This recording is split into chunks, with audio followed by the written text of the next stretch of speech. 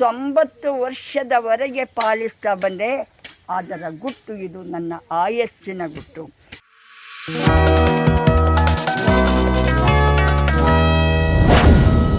ಹೆಚ್ಚು ದುಡಿಯಬೇಕು, ಕಡಿಮೆ ತಿನ್ನಬೇಕು. ಏನು ಮಾಡಬೇಕು? ಹೆಚ್ಚು ಶ್ರಮ ವಹಿಸಬೇಕು, ದುಡಿಯೋದು ಹೆಚ್ಚಾಗಬೇಕು, ತಿನ್ನೋದು ಕಡಿಮೆಯಾಗಬೇಕು.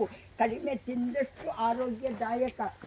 ಎರಡನೇದು, ಹೆಚ್ಚು ನಗಬೇಕು, ಕಡಿಮೆ ಅಳಬೇಕು.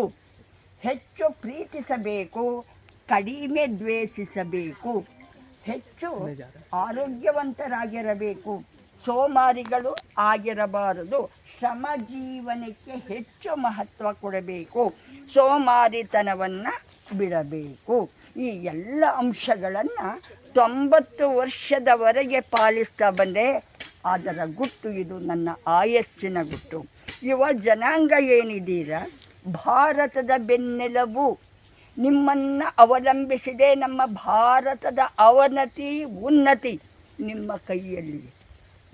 ಎಲ್ಲ ಮಾಲಿನ್ಯ ಆಗೋದಕ್ಕೆ ಕಾರಣ ನಮ್ಮ ಮನಸ್ಸಿನ ಮಾಲಿನ್ಯ. ನಮ್ಮ ಮನಸ್ಸು ಹಸನಾಗಬೇಕು, ಎಲ್ಲವೂ ಸರಿ ಹೋಗುತ್ತೆ.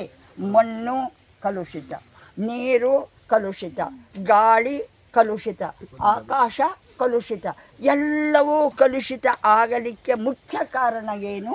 ನಮ್ಮ ಮನಸ್ಸು ಕಲುಷಿತ ಆಗಿದೆ, ಕಶ್ಮಲಗಳಿಂದ ಕೂಡಿದೆ. ನಾವು PhD ಮಾಡ್ತೇವೆ, ಶೋಧನೆ ಮಾಡ್ತೇವೆ, ಸಂಶೋಧನೆ ಮಾಡ್ತೇವೆ, ಏನೆಲ್ಲ ಇಂಜಿನಿಯರಿಂಗ್ ವಿದ್ಯಾರ್ಥಿಗಳಿದ್ದೀರಾ, ನಿಮ್ಮ ಆಂತರ್ಯಕ್ಕೆ ಇಳಿದಿದ್ದೀರಾ? ನಿಮ್ಮ ಮನಸ್ಸಿನಲ್ಲಿ ಇರ್ತಕ್ಕಂಥ ಕಸ, ಕಡ್ಡಿ, ಕುಂದು ಕೊರತೆ, ದೋಷ, ದೌರ್ಬಲ್ಯಗಳೇನಿದೆ ಎಲ್ಲವನ್ನು ಮೆಟ್ಟಿ ನಿಂತಿದ್ದೀರಾ? ಅದು ಮಾಡಬೇಕು. ಏನನ್ನ ಮಾಡಬೇಕು? ಮನಸ್ಸಿನ ಸಂಶೋಧನೆ. ನಾನು ಹೇಗಿದ್ದೇನೆ, ನನ್ನ ಮನಸ್ಸು ಹೇಗಿದೆ? ಮಂದಿರದಲ್ಲಿ ಅಲ್ಲ ದೇವರಿರೋದು, ಎಲ್ಲರ ಮನಸ್ಸಿನಲ್ಲಿ, ಸಕಲ ಜೀವರಾಶಿಗಳಲ್ಲಿ ದೇವರಿದ್ದಾನೆ. ನಮ್ಮ ಮನಸ್ಸಿನಲ್ಲಿ ದೇವರಿದ್ದಾನೆ. ನೀವು ಪ್ರತಿಯೊಬ್ಬರೂ ದೇವರಾಗಬೇಕು. ಇದು ನನ್ನ ವಿನಂತಿ, ಸವಿನಯ ಪ್ರಾರ್ಥನೆ. ನೀವೇನಾಗಬೇಕು? ದೇವರು. ಯಾರನ್ನ ದೇವರು ಅಂತ ಹೇಳ್ತೇವೆ ನಾವು? ಯಾರು ಬೇಡೋದಿಲ್ವೋ, ಯಾರು ನೀಡ್ತಾರೋ, ಕೊಡುಗೈಯಾಗಿ ದಾನ ಮಾಡ್ತಾರೋ, ದೇವರು ಏನನ್ನಾದರೂ ಬೇಡಿದಾರ ಇದುವರೆಗೆ?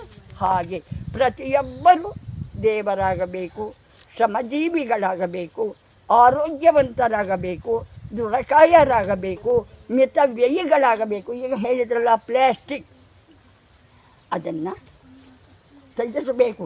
ಏನನ್ನು ಬಳಸಬೇಕು? ಬಟ್ಟೆ ಬ್ಯಾಗುಗಳನ್ನು ಬಳಸಿ. ಪರಿಹಾರ ನಿಮ್ಮಲ್ಲಿಯೇ ಇದೆ. ಸಮಸ್ಯೆ ಸವಾಲುಗಳನ್ನು ದಿಟ್ಟತನದಿಂದ ಎದುರಿಸಿ ನೀವು ಜಗಜ್ಜಟ್ಟಿಗಳಾಗಬೇಕು. ಧನ್ಯವಾದಗಳು. ಕೆಲಸ ಮಾಡಿ.